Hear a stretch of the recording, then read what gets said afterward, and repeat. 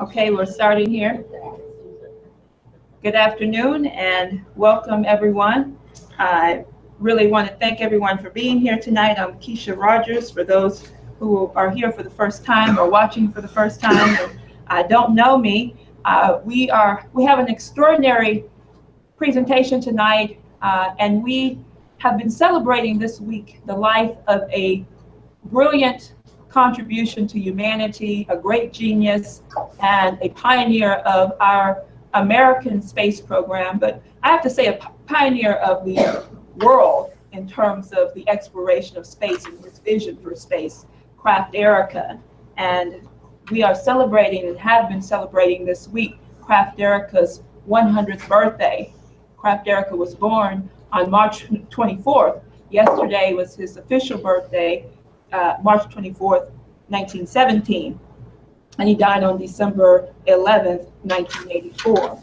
And Krafft Ehricke has been instrumental in his contributions, not only to the space program, but to his vision for mankind, and the vision represented by his idea that there are no limits to mankind's growth, that the only limitations to the growth and progress of mankind are the limitations that man puts on himself.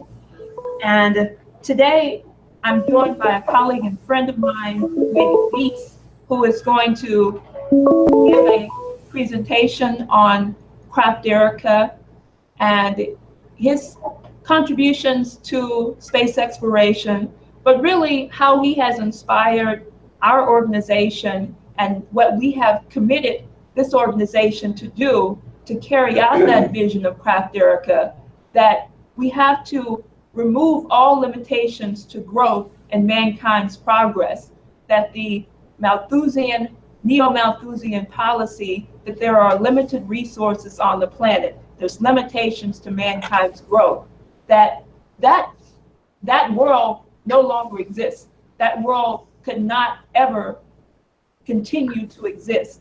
And as we're seeing today, the world that has been put in place of a system of imperialism, of treating mankind as nothing more than beasts, and to break this conception of the unity of mankind as one species, as one individual, that world is now being put out of existence, and a new paradigm for mankind is now coming into existence.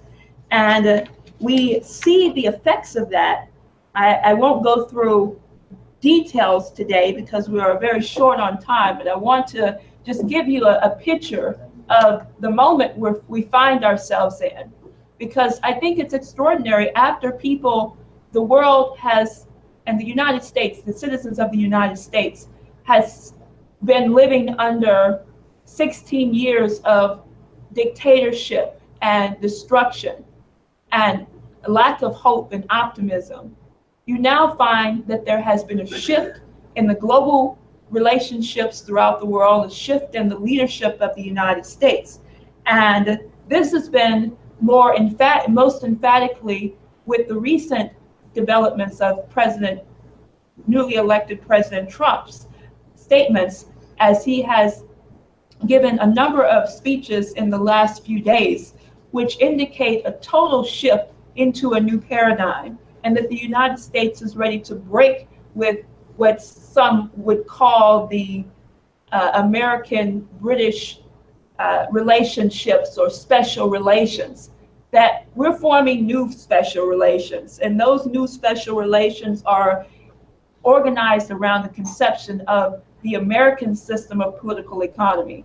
What China is doing right now, and now finally moving toward the potential of taking up the win-win cooperation of China, joining with other nations around the world to move toward a new conception of relationships and of peace and progress and development for this nation and for mankind.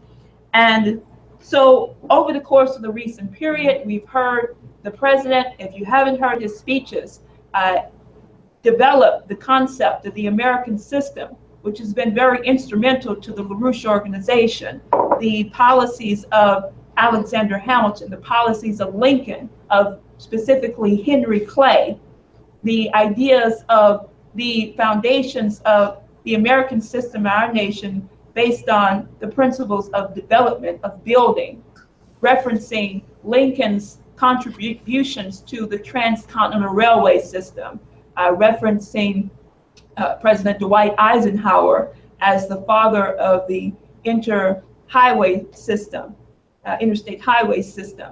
And now, as one congressman said, you may be seeing President Trump be known for future generations as the president of the interplanetary system. So what I wanted to start off with, because we're short on time here, is I'd like to first of all show a 5-minute clip of President Trump in his speech that he gave today on our restoring a commitment to space exploration and discovery. And I think you will be quite moved and inspired by this. So why don't we show that first?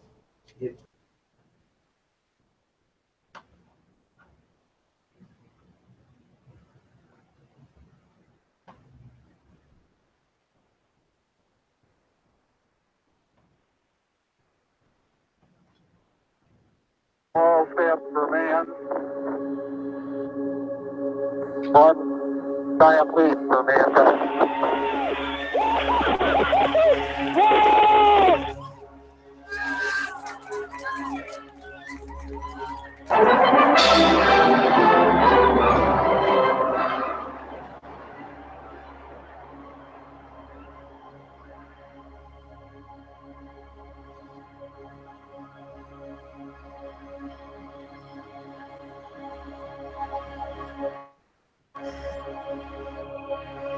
My fellow Americans, this week, in the company of astronauts, I was honored to sign the NASA Transition Authorization Act right into law.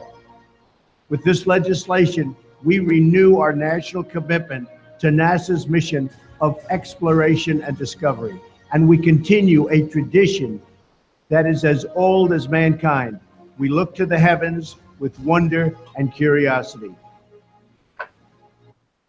More than 2 decades ago, one scientist followed this curiosity and dramatically changed our understanding of the universe.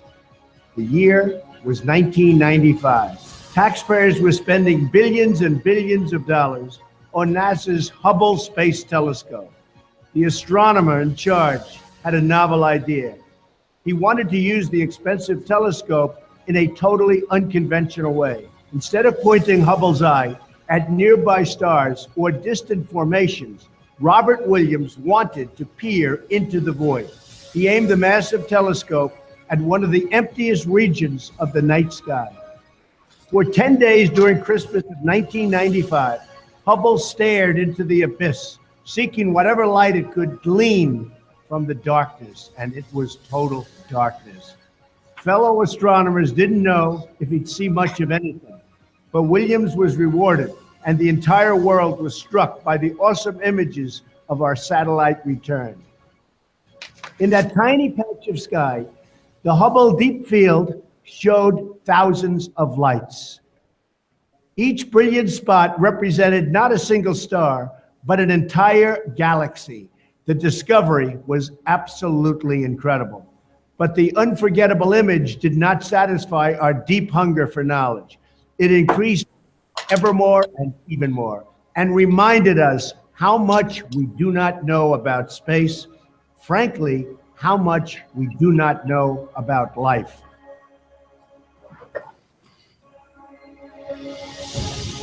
With this week's NASA reauthorization, we continue progress on Hubble's successor, the James Webb Space Telescope. It is amazing. The Webb telescope is set to launch next year. It will gaze back through time and space to the very first stars and the earliest galaxies in the universe. We can only imagine what incredible visions it will bring. At a time when Washington is consumed with the daily debates of our nation, I was proud that Congress came together overwhelmingly to reaffirm our nation's commitment to expanding the frontiers of knowledge. NASA's greatest discoveries teach us many, many things. One lesson is the need to view old questions with fresh eyes, to have the courage to look for answers in places we have never looked before, to think in new ways because we have new information. Most of all, new discoveries remind us that in America, anything is possible if we have the courage and wisdom to learn. In the span of one lifetime, our nation went from black and white pictures of the first airplanes, the beautiful images of the oldest galaxy, captured by a camera in outer space. I am confident that if Americans can achieve these things, there is no problem we cannot solve. There is no challenge we cannot meet. There is no aim that is too high. Whatever it takes and however long it will be, we are a nation of problem solvers, and the future belongs to us. We are truly a great place to be. I love America.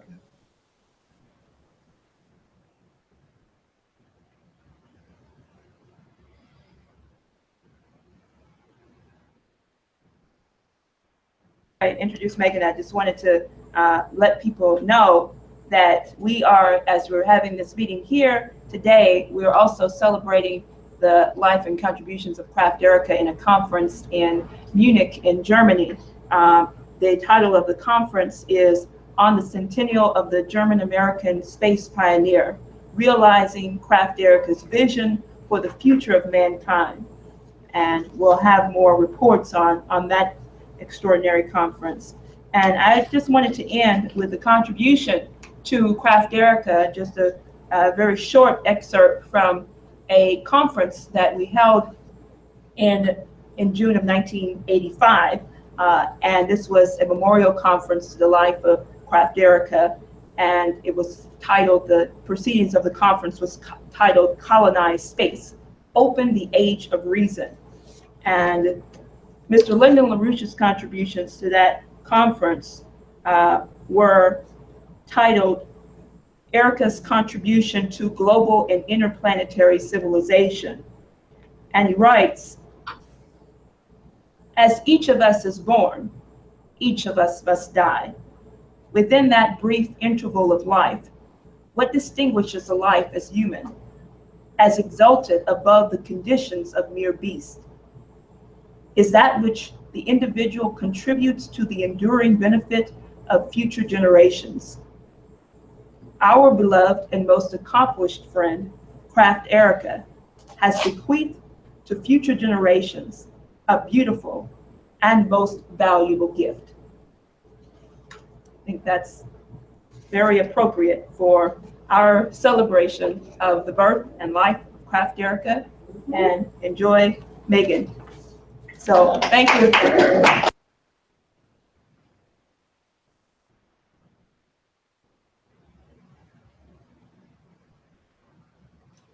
Hi, can you all hear me?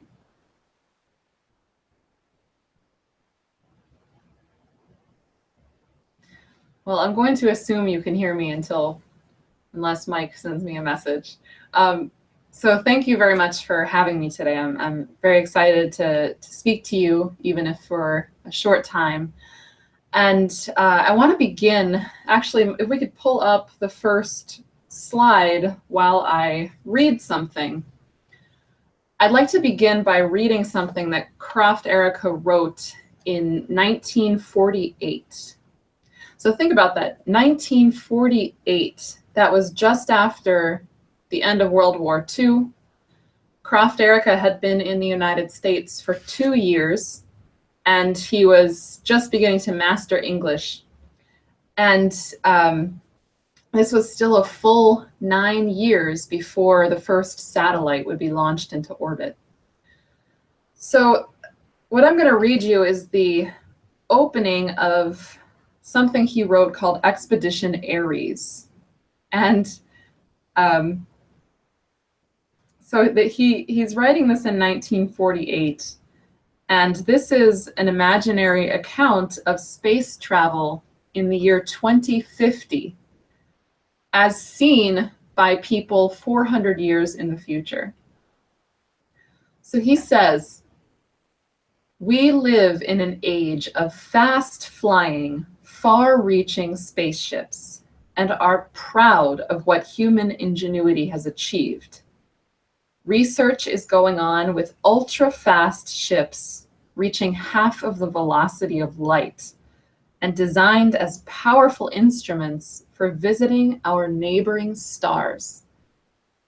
But the adult soon forgets the first stumbling steps of the child, and the first attempts to reach our nearest cosmic vicinity have almost completely vanished from our memory. Looking back through the centuries, we perceive a chain of heroic deeds which mark man's grasp at other planets. Only 50 years ago, Glenn Wolfe's party landed on Pluto. Their flashlight photographs show the men wading through helium pools amidst fantastic structures of frozen gas, which tower into the eternal night. These pictures belong to the standard equipment of astronomical books today. 100 years ago, Ted Aitken, the most fearless space explorer of his time, died in a bold attempt to reach Saturn. His ship, the famous Nightmare, was smashed between the rocks of Saturn's ring after a meteor had blown away the navigation room. 100 years before his time, Gordon Rockwell opened the golden age of discoveries. He was the first to jump into his ion-powered blizzard over the Great Gulf, the vast gap behind Mars, as they called it, and intrude into the dangerous realm of Jupiter's satellites. This pioneer discovered fossils of a strange life on satellite number 111. It blossomed millions of years ago when the giant planet was still a hot, animating center of its extensive system. Gordon Rockwell actually founded the cosmic branch of paleobiologic sciences and made Jupiter's moons an El Dorado of cosmic life research. Even farther back, old documents reveal the tragedies connected with the exploration of Venus, and they tell a tale of Duke Hatchward's sunny trip to Mercury. Yes, planet after planet unveiled their secrets before the eager spirit and ironclad will of keen explorers. Yet, there is one planet which must be mentioned separately: Mars, the most familiar outer world for our generation, is connected with the very beginnings of space travel. Back in the 20th century, when tiny rockets climbed a meager 200 miles, did you ever hear of a V2? Mars was the dream goal of those who believed in space travel. Actually, a fantastic conception when one considers the troubled and primitive world into which they were born. Mars was considered the most interesting planet in the system, the only one that might bear life. Some even dreamed of a Martian civilization superior to ours, with which a cosmic exchange of ideas might be brought about. Small wonder that Mars became the first planet ever explored by man. Circling the Earth in small scout rockets, scientists and engineers, dreamers and adventurers found themselves on the brink of a vast emptiness, beyond which new worlds lured and stimulated their desire to remove the barriers erected before man and star. The first attempt to realize these dreams is known in history as Expedition Ares. So that's Krafft's introduction, and he goes on to depict this first attempted mission to land on Mars. Now, what an incredible and important imagination he had. And I wanted to ask you, all of you today sitting in that room, to take a moment and think of ourselves from our standpoint now in 2017. Imagine what mankind in 100 years might be like. And imagine not what we will perceive mankind 100 years to be, but imagine what people in 500 years will look back on those people, and what will they think of them? How will they perceive their actions? Now, when you think of these people 100 years from now, can you imagine a humanity for whom war is something which is unknown? In other words, war is something which children of that time learn about in history books when they study a more primitive age of man, but it's not something which exists in civilization. Now, I want you to imagine how those people will look back on 2017. What will be the meaning of China's One Belt, One Road to them?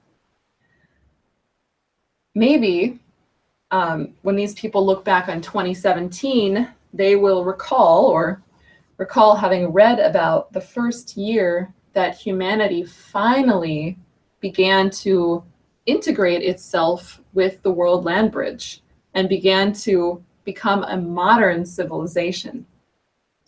Perhaps they'll look back on 2017 and see a population which finally took the steps to shut down a ridiculous Wall Street economic system, to put Wall Street out of existence and shut down this gambling and looting system.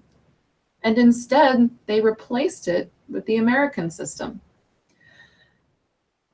And maybe they'll look back on 2017 as the very beginning of actions that were taken which eliminated poverty for good, which eliminated famine, such that it was no longer known among mankind. Now, I want you to think about ourselves from their standpoint. And now look back at them. Perhaps the year 2117 will be the first year that mankind begins to settle Titan, the moon of Saturn. Or perhaps we'll be far beyond that by that point. Perhaps we'll be exploring some of the middle to outer reaches of our solar system. Now that play in your imagination, that possibility, that should be everyone's understanding of what we today could cause the meaning of the Trump administration in the United States to be. Now, I think that video gives us a sense that the Trump administration might be a little bit more aware of this possibility than we thought. But no matter how aware of it or not, it doesn't really matter. We have to think today about our own responsibility for realizing this great potential that I asked you to play with in your imagination. And the way that we do that, the way that we understand our task today to determine the meaning of the Trump administration, is to begin by passing LaRouche's 4 laws to save the USA, which will allow us to reestablish the American system, first by putting Glass-Steagall in place to put Wall Street out of its misery, and to put the measures in place to enable the activity that LaRouche calls for in his 4th law, which is for a fusion driver, science driver crash program, which includes the space program. So for that space program today, Krafft Ehricke is the absolute touchstone. He is the absolute model for what a successful and meaningful space program among mankind must be. Now, Krafft Ehricke, as you saw in the slide and Kesha mentioned, was born 100 years ago in 1917. And he was there from the very beginning of the space age. And actually, he was born only a few years after mankind first achieved flight. And he recalled that as a young man, he was completely gripped by the idea that mankind could leave the Earth and open up a new world beyond the Earth, bring civilization to take up residency in a completely new world, which was separate from the Earth. This idea fascinated him. So in other words, not the idea of just extending terrestrial mankind and extending all of his qualities to a different place, but transforming mankind by opening up a completely new world.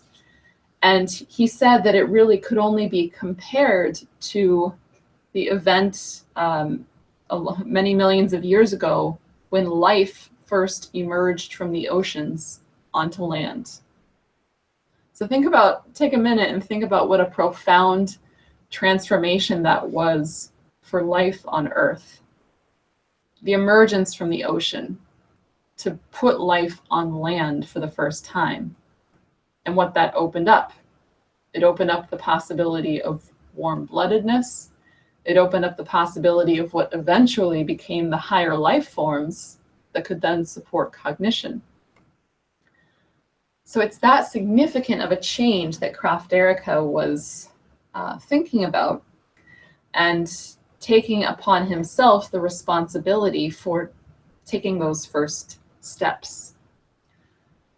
So that idea of what a space program is really about, that's much more advanced than almost all of Krafft Ehricke's contemporaries. And it's certainly much more advanced than people today, who have generally become somewhat demoralized, somewhat practical, have submitted to the idea that we can only do small things. But Krafft was different. He was not looking for, big victories in a space race against our enemy. He was not even looking for simple exploration where we send people millions and millions of miles away to plant a flag somewhere and then come back and check it off of our list. He was not thinking of anything practical except to the extent that it served this mission of mankind's extraterrestrial imperative. And that mission of the extraterrestrial imperative, Krafft Ehricke saw as a fundamental transformation of mankind.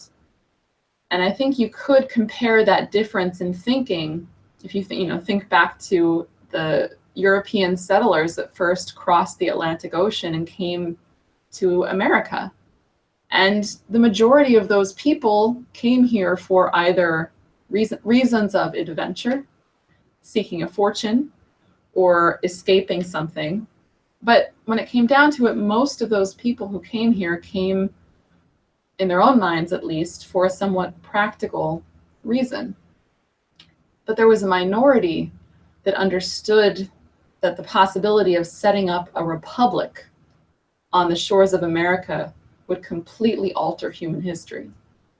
And that's how Krafft Ehricke thought about the space program.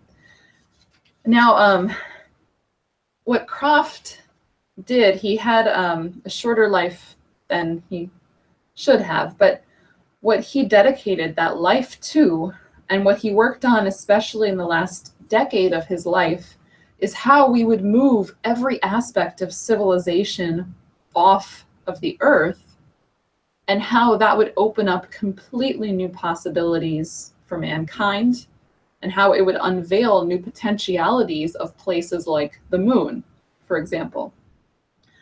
And Krafft worked tirelessly to imagine what many of those new possibilities might be.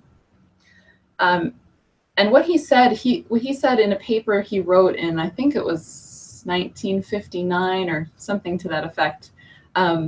He said, we have to begin by occupying low Earth orbit. We have to begin by putting a space station up into orbit. And he said we could do that by the 1960s.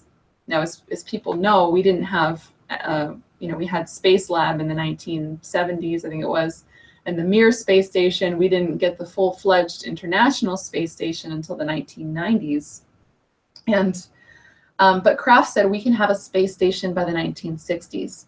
And he imagined this would be the first baby step that would be the training ground for human beings to train living and operating in space, to train and learn more about man's biology and medical conditions, to do experimentations with how chemistry behaves in the space environment, how different materials behave in the space environment.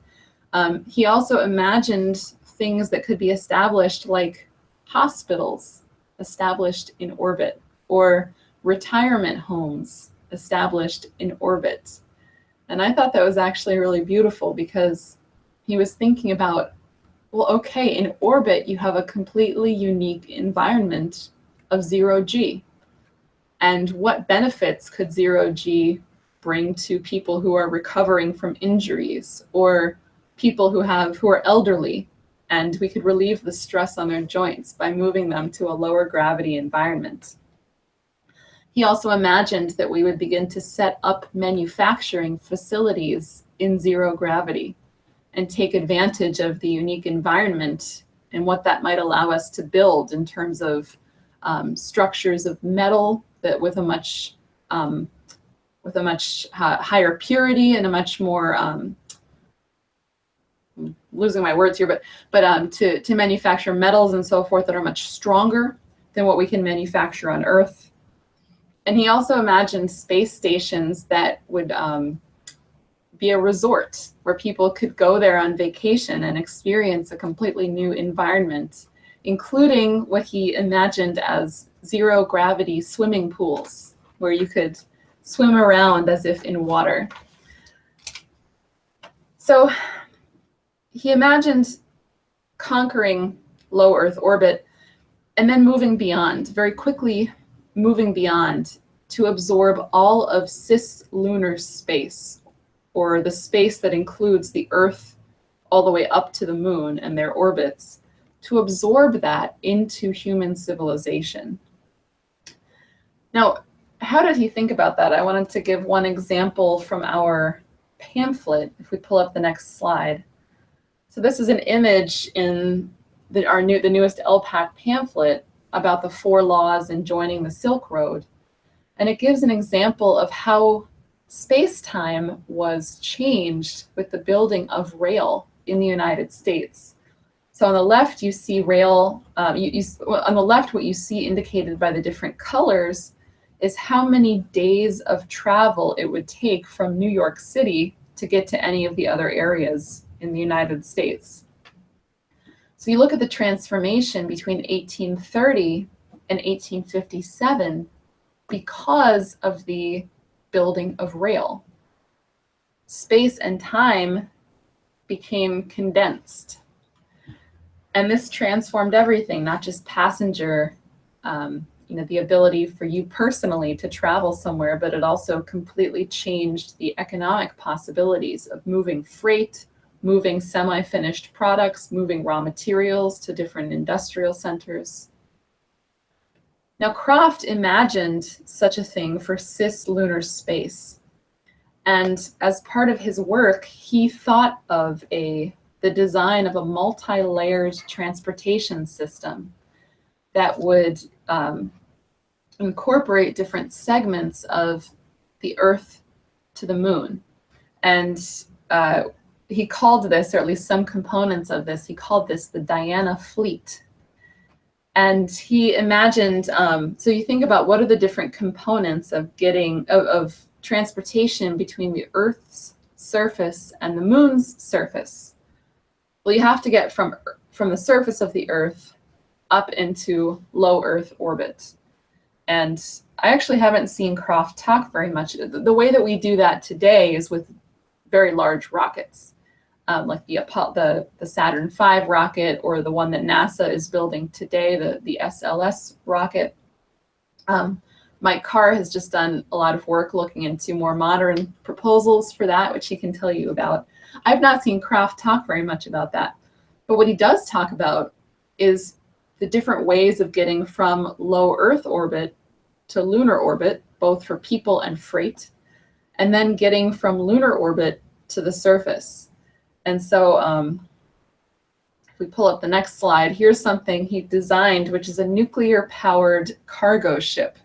And he imagined that at a certain point in our process of developing the economic activity on the moon, that you would have a very large fleet of these nuclear-powered cargo ships that could move partially finished structures, that could move raw materials like hydrogen and other things that would be imported from the Earth, and transport things back and forth from the moon.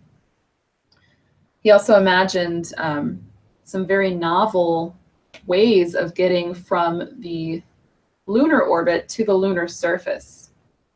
And here is one of them that he designed himself, which is called the Lunar Slide Lander, which would descend from orbit, and the way that it would slow down is by sliding along the sandy, gravelly surface of the moon and transferring the momentum of the ship to the momentum of this lunar soil.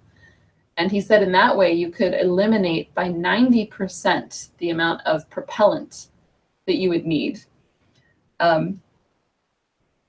He also imagined getting back up from the surface of the moon back up to lunar orbit. He designed something which is it's basically a maglev launch system, where he imagined a partially enclosed launch tube with a vehicle that would be propelled by partially by electromagnets, partially by propellant. So, right, to skip over a lot, but Krafft really was thinking about how do we integrate this new unique environment into civilization, and how can we use this, how can we use mankind leaving the Earth and going out into the solar system as a driver to develop new capabilities, new technologies. And something he saw clearly is that for cislunar space, nuclear ion propulsion, which is something we already have today, and chemical propulsion are completely adequate. But if we want to go farther, if we want to start from the moon and go to Mars, or go to the moons of Jupiter, the kinds of things he described in that story that I read at the beginning of, we have to move quickly to nuclear-powered rockets. And I'm going to come back to that in a minute.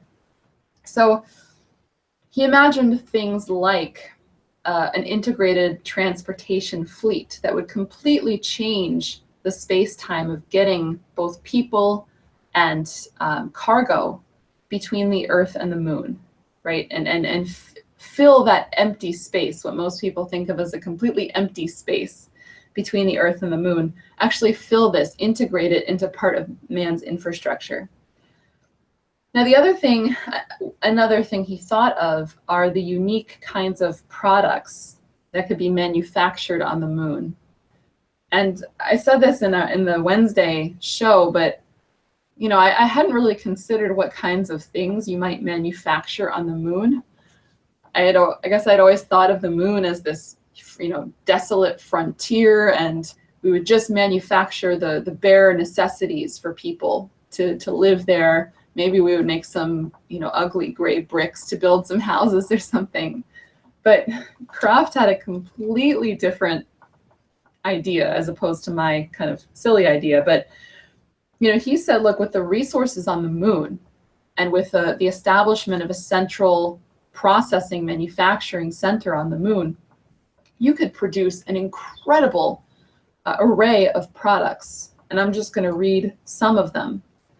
So he said on the moon, you could produce products such as sheet metal, trusses of aluminum, titanium, and magnesium, castings, bars, wires, glass, glass wool, ceramics, powdered ceramics, insulation, silicon chips, solar panels. You could also produce entire structures of various metals that would be needed for, maybe to enlarge the lunar space station or to build fusion power plants on the moon's surface. You can manufacture and build all of these things on the moon. You could also manufacture water. You could manufacture liquid oxygen, which would be needed for chemical propellant. And the other thing he talked about manufacturing on the moon is helium-3.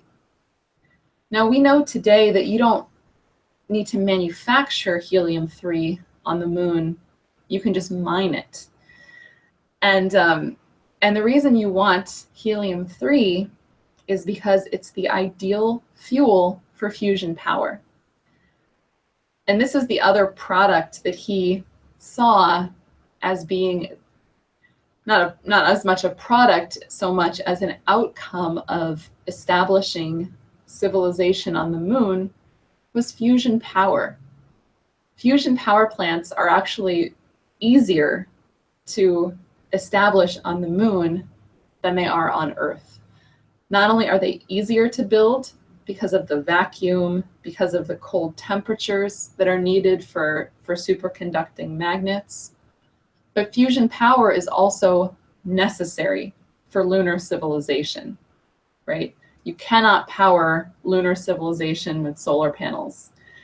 Aside from the low power density, the moon is dark for 2 weeks out of the month. So you need fusion power to underwrite lunar civilization. So fusion power is another, and I thought that was fascinating, right? Here we've been trying to achieve fusion power on Earth, really since the 1940s and 50s. But fusion might actually be, belong to civilization on the moon, so to speak. So just in the interest of time, we can pull up the next slide here. I'm not going to talk about this for time reasons, but he also imagined and designed a way to use nuclear explosions to mine and refine raw materials. But I wanted to end with this thought from Lyndon LaRouche, and then open it up for about 15 or so minutes of discussion, questions, and thoughts. But I want to end with this thought of Lyndon LaRouche, which I think is very important. And while we're reading this, I want you to think back to what I opened with in terms of imagining mankind 100 years from now and what the meaning of 2017 actually is from their standpoint. So Lyndon LaRouche said, all mankind has a commitment, an innate commitment to create knowledge of the future. All mankind must subdue their passions to conform to what the future of mankind represents. The point is the understanding of the individual to reach and achieve the ability of insight into what the future species must do. The improvement of the human species, lifting the human species out of its ordinary existence, taking it out of its mediocrities. So I'll end there, and we have a few minutes for questions or thoughts.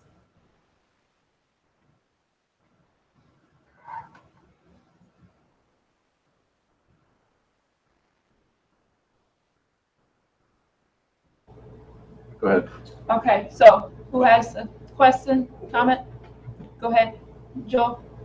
I read your article in the latest EIR along with Marshall Freeman's, and it was like a movement of a quartet with Erica's article at the beginning is the first movement, but if I may recommend a fourth movement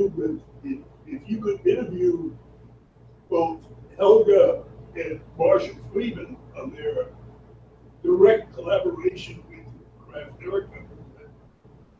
That's how his vision was revived, his interaction with the Human Energy Foundation and Children. So, I'm sure something like an interview would be a way to flesh out his collaboration with us. Could you? Yeah, good idea. Yeah, I think that's an excellent idea. I think we'll probably get some good raw material that could be shaped into an interview from the conference, the Schiller conference this weekend, where both Helga and Marcia are there speaking. So I think that's an excellent idea.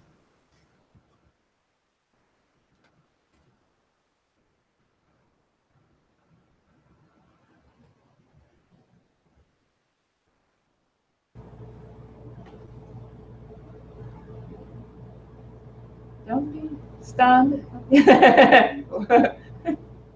Shy.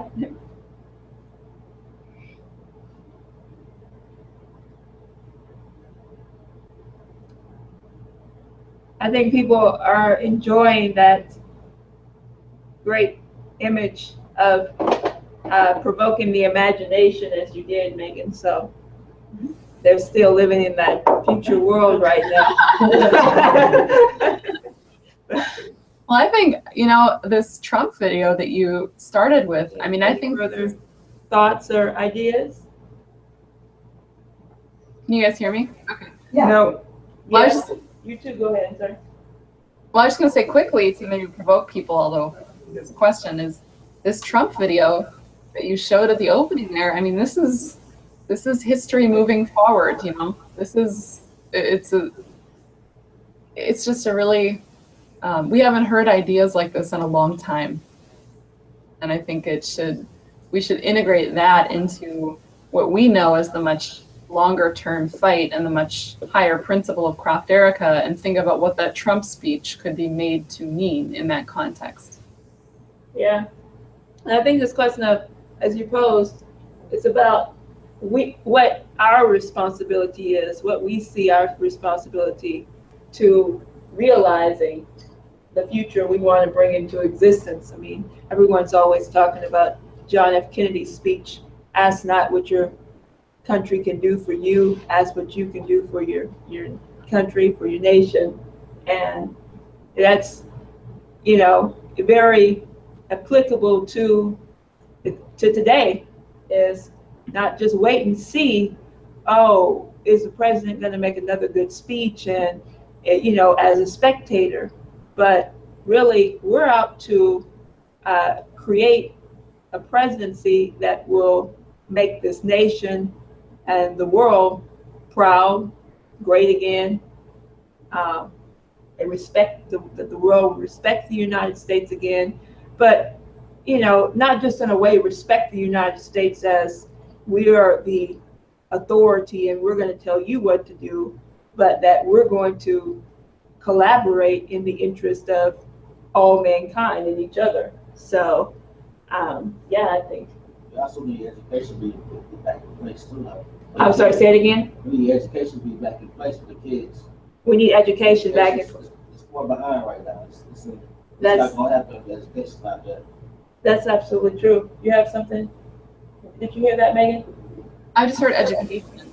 He said we have to put a real education program back in place, because it's not going to happen if the education is not there. Yeah, absolutely.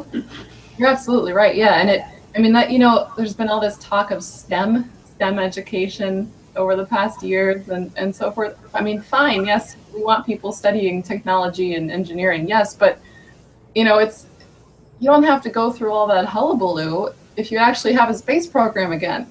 Right. People are going to be hungry for that. Children are naturally incredibly excited about doing great and great things which have never been accomplished before. So no, you're absolutely right, and it goes hand in hand with launching these great programs. Right. Let me take Mark here. We considered the applications of the either the exploration or revocation of the atmospheric test ban treaty and nuclear-powered spacecraft launched from the surface of the planet. Yeah. So two things. I mean, I haven't thought through it in depth, but I will say two things on it. One is that Edward Teller, who people might have heard of, he was a acquaintance of LaRouche, a friend. He was a science advisor to President Reagan. You know, ran the nuclear fusion program, worked on, anyway, Manhattan Project. He actually thought that was terrible. You know, we should lift this ban, that it's terrible, that we should do all sorts of nuclear testing, and in space, it's a great place to do it.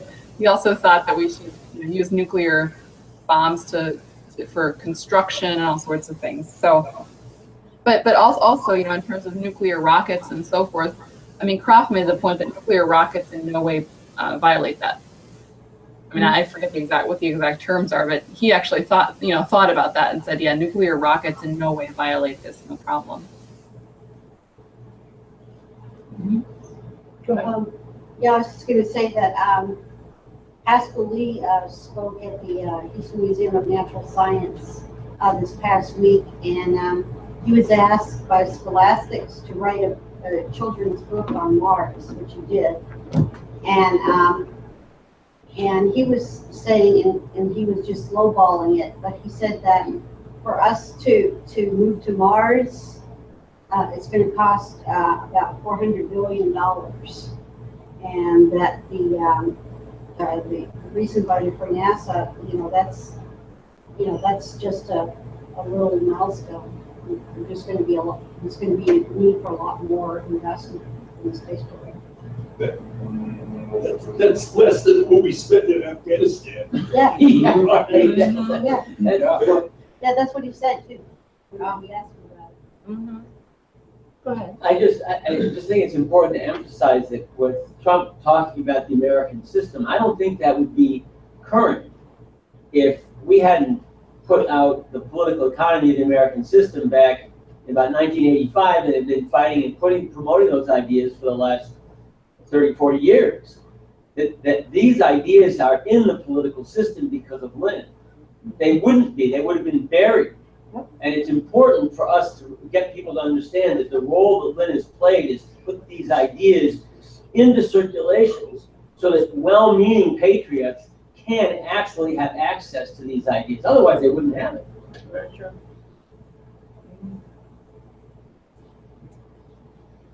It was 1976 when the political economy, the American Revolution was published. Yeah, it was 76, okay. 10 years off. 41 years ago. We need some historians, to the memory of historians who have passed on from the LaRouche organization, have passed away now. We have to give them some presidential medals of honor in their memory. Graham and Salisbury and a few other people we can name. So, but we're carrying out that memory of those individuals by making this American system, as you said, a part of our being, a part of our existence, not just talking about a history that happened in the past or something that was, we're reflecting on past moments of days of good, but that this is what the United States has to return to right now. So, Megan, I know you have another appointment, and thank you for being with us. If there was anything else you want to add or end with, go ahead. And otherwise, have fun today. Yeah, no new ideas. I just think people should just read Krafft Ehricke, watch his lectures. We have to make this guy alive right now, and there's just an unending wealth of resources there. So I'll just leave it there. Good. And I would say read Lyndon LaRouche's 4 Laws, as Megan said, and not only read it, make sure this is circulated throughout the population, because we have a responsibility to educate. He's right, the education system has gone downhill, and most people don't even know what the principle of the American system of political economy is. So we'll end with that for today.